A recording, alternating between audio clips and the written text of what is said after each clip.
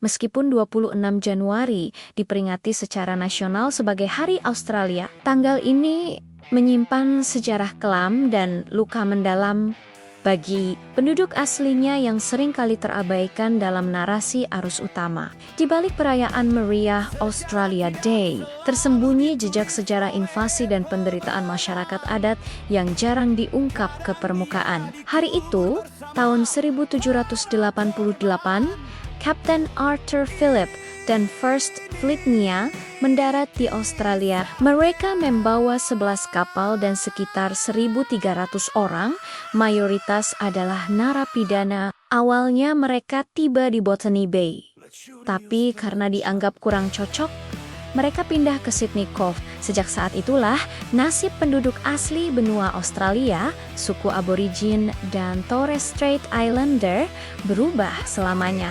Bagi banyak penduduk asli, 26 Januari bukanlah hari perayaan, melainkan Invasion Day atau Survival Day.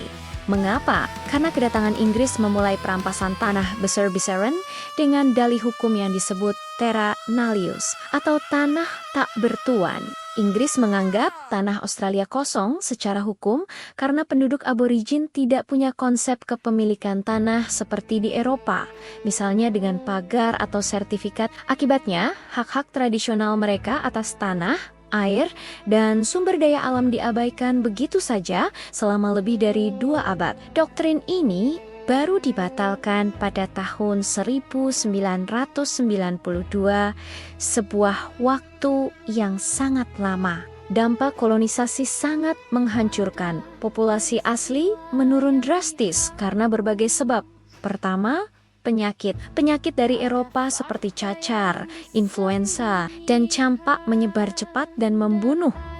Hingga 90% anggota suku di beberapa wilayah karena mereka tidak punya kekebalan alami. Kedua, konflik brutal yang dikenal sebagai Frontier Wars. Salah satu peristiwa paling mengerikan adalah pembantaian Myall Creek pada tahun 1838, di mana puluhan orang aborigin, termasuk wanita dan anak-anak yang tidak bersenjata, dibantai oleh para pemukim. Selain itu, mereka diusir paksa dari tanah leluhur, memutus hubungan spiritual dan ekonomi mereka dengan alam yang sudah terjalin ribuan tahun. Upaya penghancuran tidak berhenti di situ. Hingga abad ke-20, pemerintah Australia menerapkan kebijakan kejam yang dikenal sebagai Stolen Generations. Dari tahun sekitar 1910 hingga 1970, puluhan ribu anak-anak keturunan aborigin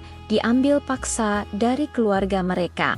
Tujuannya adalah untuk mengasimilasi mereka ke dalam budaya kulit putih, dengan harapan identitas dan budaya asli mereka akan hilang selamanya. Ini adalah luka sejarah yang sangat dalam dan meninggalkan trauma lintas generasi. Jadi, di balik citra Australia sebagai negara yang modern dan indah, ada sejarah kelam tentang invasi, perampasan, dan genosida budaya.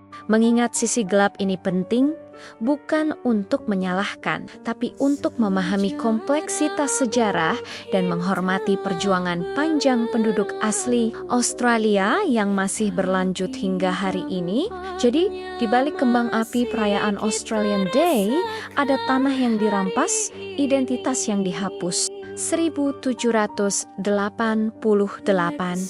bukan penemuan, tapi invasi, awal dari kiamat budaya aborigin. Terima kasih sudah menonton. Jangan lupa like, subscribe, dan bagikan video ini agar lebih banyak orang yang tahu. Sampai jumpa di video sejarah harian berikutnya. The Luxurious Collections.